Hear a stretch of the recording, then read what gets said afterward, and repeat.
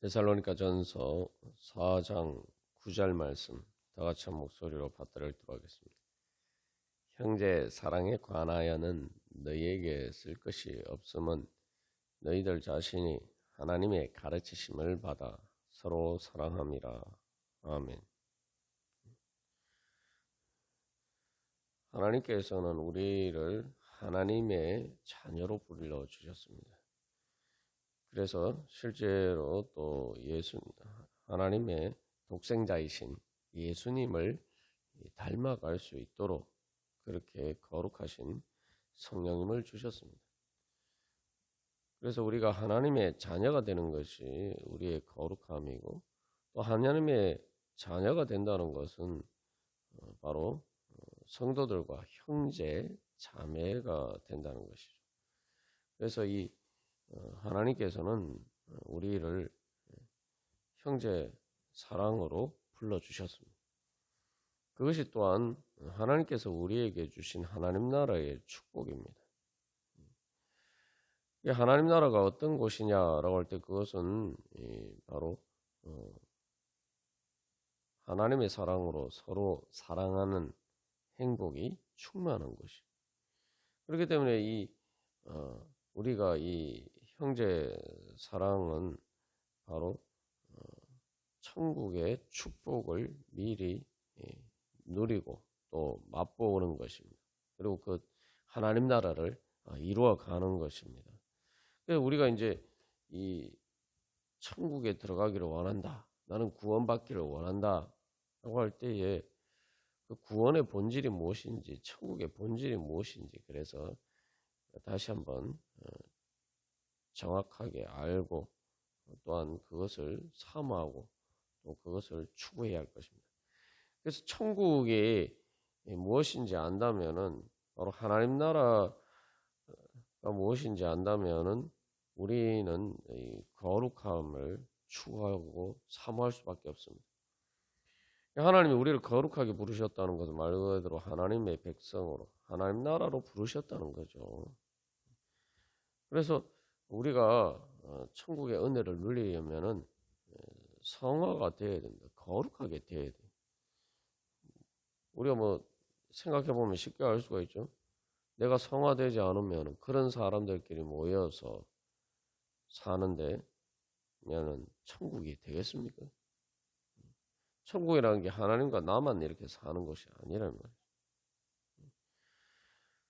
그래서 같은 성도들끼리, 형제 자매들끼리 같이 사는데 거룩하게 하나님의 거룩하신 성품을 닮아서 예수님을 닮은 그러한 자리에 있지 않으면은 우리가 행복할 수가 없는 것이죠. 그래서 이 형제 사랑이라는 것은 바로 우리가 천국에 사는 연습을 하는 것이고, 또 천국의 은혜를 누리기 위한 필수적인 조건입니다. 우리가 천국을 원한다라고 할 때 행복을 원하는 그것은 또 행복을 원하는데 하나님께서 주신 특별한 거룩한 행복을 원하는 것이죠. 그렇다면은 그 거룩한 행복이라는 것은 참된 행복이죠. 왜냐하면 앞에서 이 엄난이나 잘못된 죄의 욕망에 격정을 따르고 또 탐욕을 따르는 것은 내 행복을 위한 것처럼 보이지만 실질적으로 나를 망하게 하는 것이기 때문에 그것은 진짜 내 참된 행복을 원하는 것이 아닙니다. 그건 거짓에, 우리가 죄의 거짓에 속은 것이죠. 그러니까 우리가 참된 행복을 원한다면은 그것은, 참된 행복은 하나님의 진리와 의를 따라서 서로 사랑하는 가운데서 주어지는 것이죠. 그렇기 때문에 우리는 이 형제 사랑을 통해서 이 참된 행복을 누리는 법을 우리가 배워가는 것입니다. 그렇기 때문에 이것은 하나님께서 우리에게 주신 천국의 축복의 본질 중에 하나죠. 천국의 축복의 본질은 하나님과 우리가 함께 한다는 거죠. 하나님과 우리가 함께 사는 거예요. 그것을 통해서 하나님의 영광에 우리가 참여하는 것입니다. 그런데 그 하나님의 영광이라는 것이 성삼일체 하나님께서 서로 사랑하는 그 행복 가운데 완전한 사랑 안에서 하나가 되어서 살아가시는 행복이 그 행복한 삶이 하나님의 영광입니다. 하나님께서는 우리를 바로 하나님과의 관계를 통해서 바로 또 형제자매들과 성도들과 그렇게 살아갈 수 있도록 부르셨어요.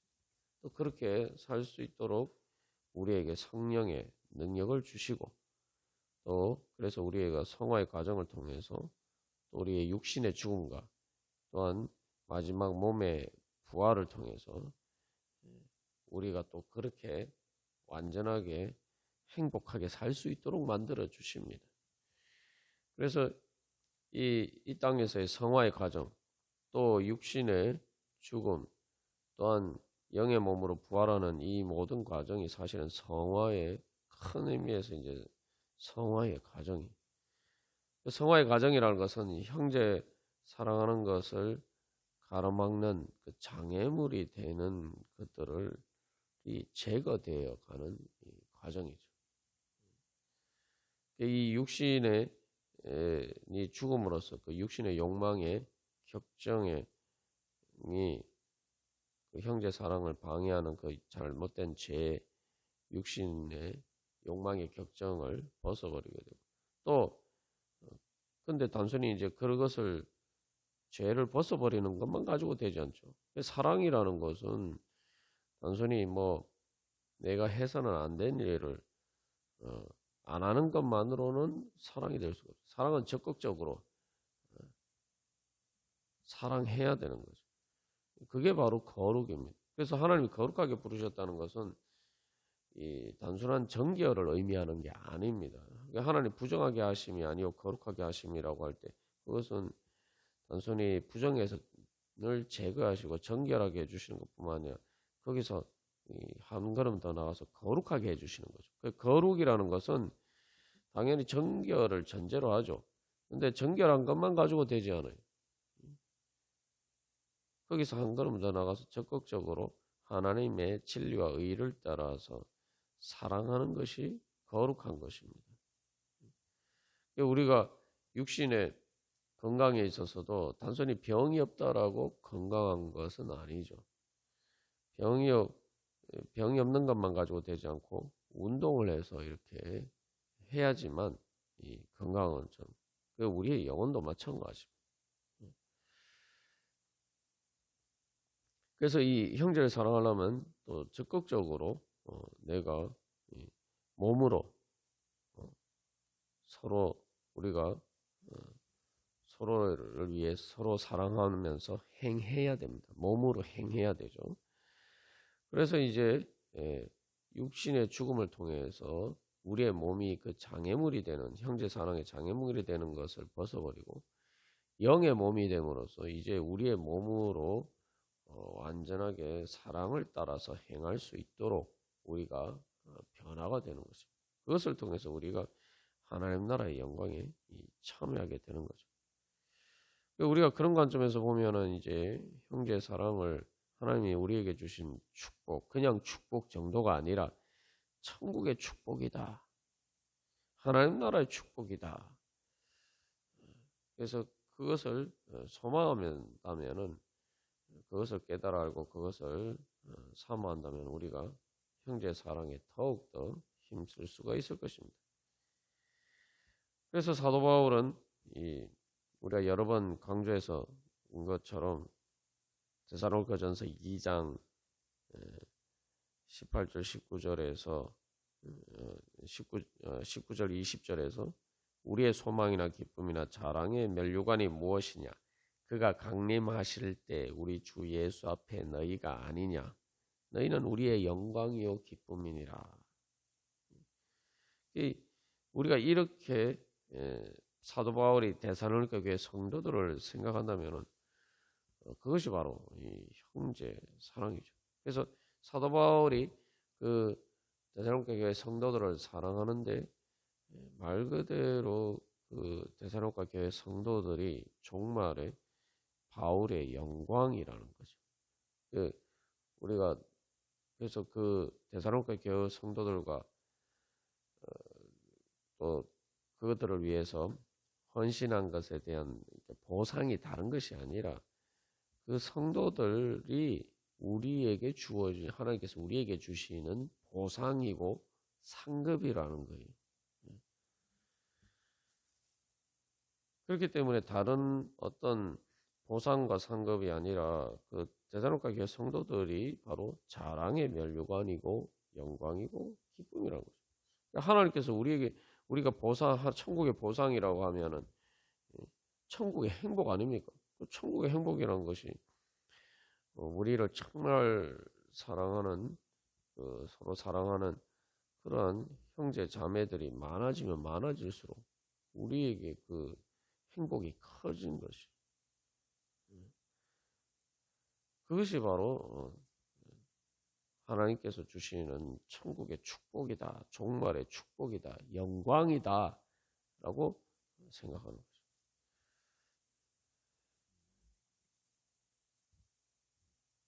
그런데 우리는 이제 형제 사랑이 실제로 또 쉽지 않습니다. 현실적으로. 그러다 보니까 자꾸 이 본질적인 관점을 놓칠 때가 많아요. 그래서 하나님이 주신 축복을 놓치고 우리가 신앙생활 하면서도 이 하나님의 은혜를 따라서 살지 못할 때가 많아요. 그 왜 그러냐 하면은 자꾸 아직 우리가 성화되지 않은 지금 현재의 모습에서 그 관점에 따라서 자꾸 우리가 형제 자매들을 바라보고 또 그것에 따라서 우리가 판단하고 생각하고 그렇게 행하기 때문에 그러니까 이게 형제 사랑이 축복이라고 느껴지지 않고 오히려 무거운 부담이다, 짐이다 자꾸 이렇게 잘못 착각하고 오해할 때가 많다는 거죠. 우리가 어제 나눈 것처럼 어린아이들이 우리가 어렸을 때 생각해보면 동생이 갓 태어났을 때 그래서 아주 어렸을 때는 그런 그 동생이라는 존재가 오히려 부담스러운 존재로 느껴질 수가 있죠. 이게 부모와 사람들의 사랑과 관심을 내가 독차지했는데 그것을 나누어야 되는 그런 대상으로 생각한단 말이죠. 그러나 이제 우리가 반대로 이렇게 인생의 어려운 일을 겪었을 때 보면은 이 형제 자매가 얼마나 소중한지 알 수가 있죠. 특별히 예를 들면 뭐 장례식 부모님의 장례식을 치러야 된다 이럴 때 내 혼자인 것보다 또 그 친형제 자매가 많으면 그만큼 우리가 짐을 나눌 수가 있는 거죠.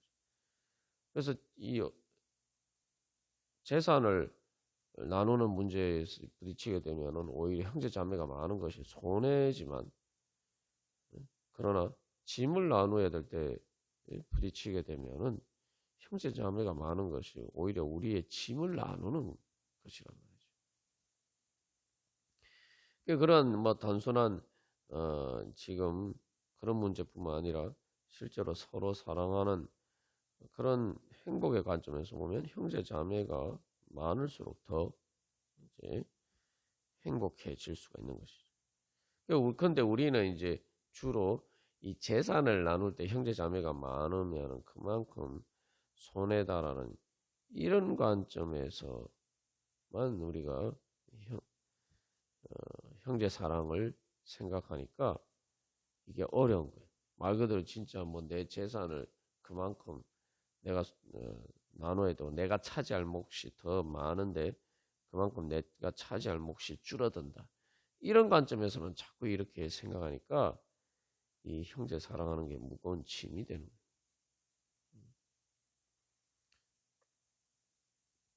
그래서 여기서 이제 사실은 이 본질적인 것은 우리가 이 천국의 축복으로서 이 형제 사랑의 은혜를 누리려면은 하나님의 관점에서 바라봐야 돼요. 그래서 그 하나님 아버지의 관점에서 바라봐야지만 우리가 이 말 그대로 형제 사랑을 할 수가 있고 그 형제 사랑을 나에게 축복으로 우리가 받아들일 수가 있습니다.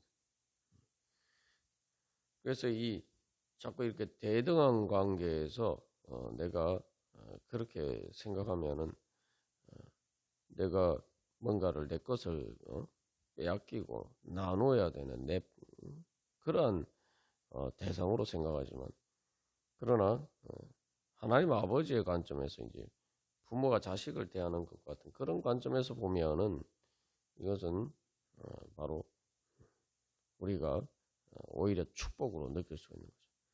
그래서 이 항상 우리가 수평적인 관계에서 성도들을 바라보는 것이 아니라 하나님께서 어떻게 바라보시느냐.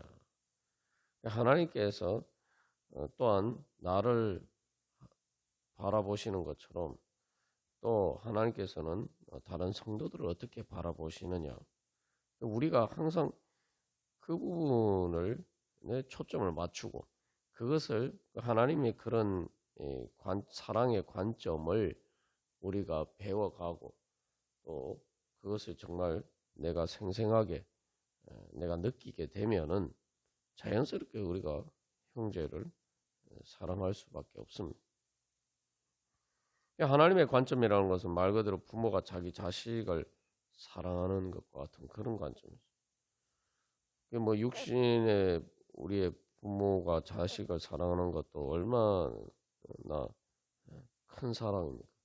근데 선하시고 인자하신 바로 그 하나님께서는 우리를 자기 자식처럼 사랑하신다라고 할 때 그 사랑의 크기가 얼마나 어떠한 것인지 우리가 가히 짐작도 하기가 어렵죠.